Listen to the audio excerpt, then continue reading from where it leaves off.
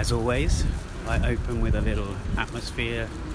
This time it is a part 2 of the Café De Sot I was speaking about. And in fact, I probably should mention that last episode that I recorded speaking a little bit about Café De Sot, the well-known cafe, of course, in Chiang Mai and in the kind of Santitham area. At the end of that episode, you might have heard an upbeat dance song cover version, which was quite strange. I was not because I haven't heard that kind of thing before. It was coming from, I wasn't sure if it was coming from someone's house or shop area.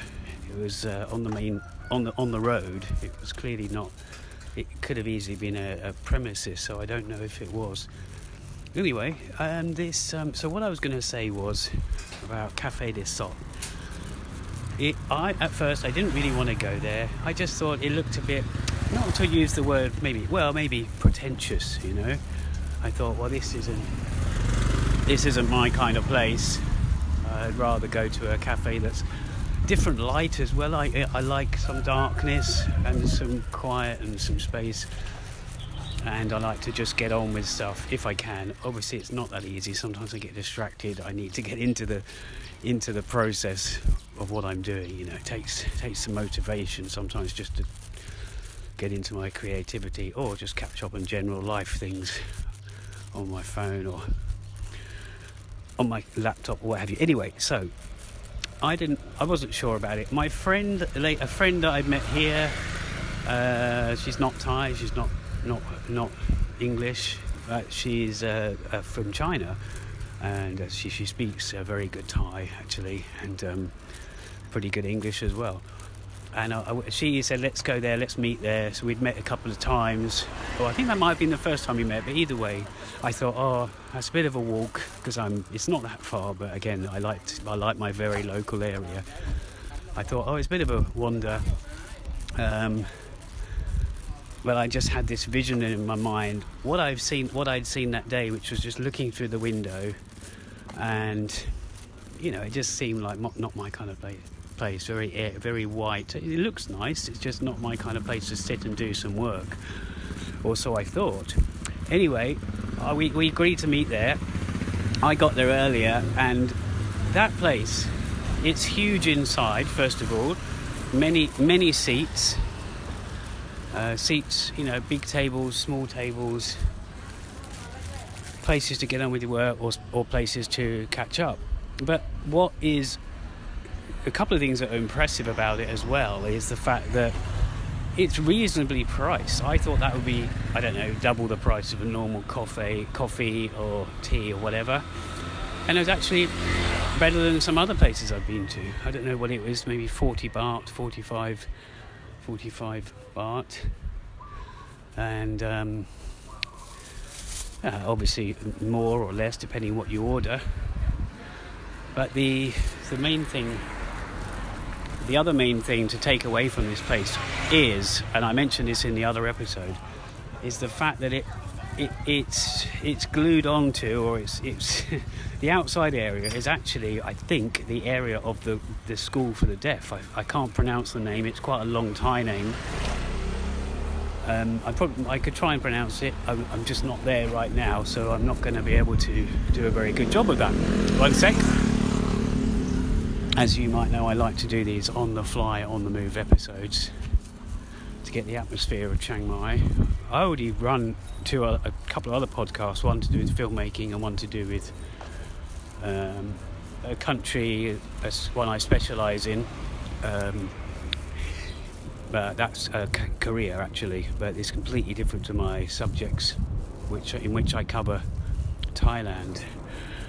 So we met there, and I got there early. I managed to get a seat in the outside area, and what it is, you're sitting with nature, whether it's a modern sort of man-made nature maybe, or a waterfall, lovely greenery. People go there just to take photos, but there was still, I got there, I don't know, late morning.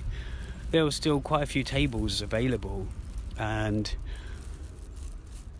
that's today, but that day I can't remember what time of day it was, probably a little bit later. But I I just felt like it's it wasn't what I thought. It's really calm, relaxing. You will get people obviously having conversations. That's what you do in cafes. That's the traditional thing. Before we used to do all this having our laptops out in cafes, that was the traditional, the Starbucks generation, maybe you want to call it. Dare I mention them? I would rather be anywhere but Starbucks, especially when I'm in Thailand or Asia. Anyhow, when I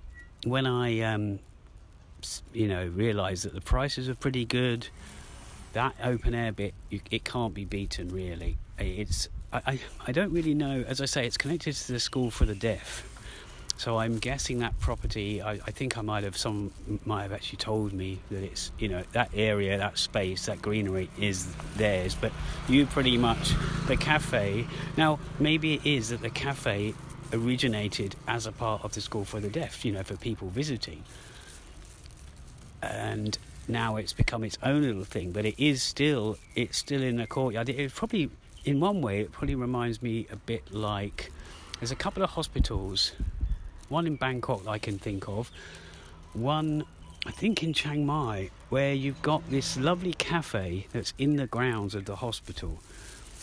So, you wouldn't kind of expect that. Of course, these hospitals you might get the Starbucks, or in the UK we'd have Costa Coffee or Cafe Nero, but they've got the monopoly or whatever on these places. But what it reminded me of, those kind of the hospitals I've been to or visited for whatever reason, and they've had a coffee place that's not only, they might have that inside, but in the outside of the hospital, but in the grounds, they've got this lovely little coffee shop that's a separate, I would say, independent, entity, but it's just calm and it's a nice place to sit.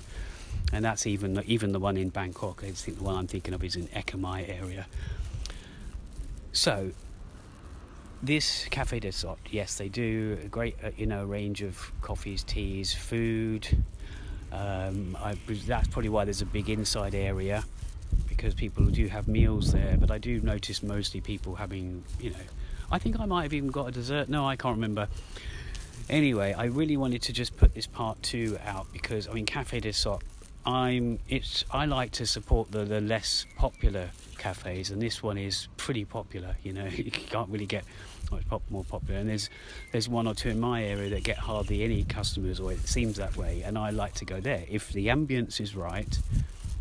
And it's like in South Korea as well, if the atmosphere, the ambience, the aesthetics is right, that's what, and of course if I want to support them, because they might not be getting many customers, but I still, if I'm in the area of Café De Sot or I fancy going there, I will definitely visit there and keep doing so. Okay, that's it, and I'll leave you with a bit of atmosphere and talk to you soon. See ya.